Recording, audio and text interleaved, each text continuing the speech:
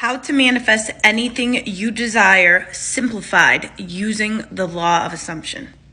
All you have to do is assume that you already are the version of you who has what you want right now. You must embody the state of being this person right now. So how do you get there? So there's no one and nothing to change but self. So all you need to do is go within internally and change self. So you decide, this is who I am right now. I have my desire right now. And you think thoughts from the end of being this version of yourself who has what you want right now. So if you want to manifest a specific person, all you're going to do is decide, okay, you know what? I'm with my person now. It's done. And you think thoughts from the end of being with this person now. So what would you be thinking? How would you be feeling if you were with your specific person now?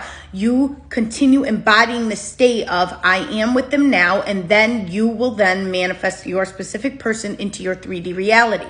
And it's the same thing with manifesting money.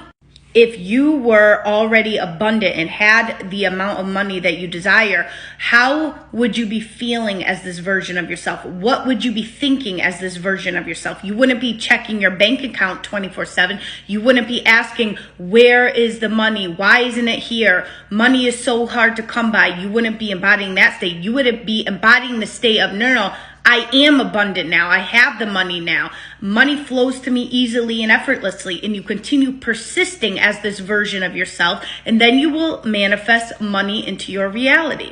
We are continually shifting in and out of states all day long. There are infinite parallel realities existing simultaneously. So what you are doing is you are continually shifting into the state of being that version of yourself who has what you want right now. And then you will then experience what you desire. You will then have shifted into the desired reality where you have your desire now.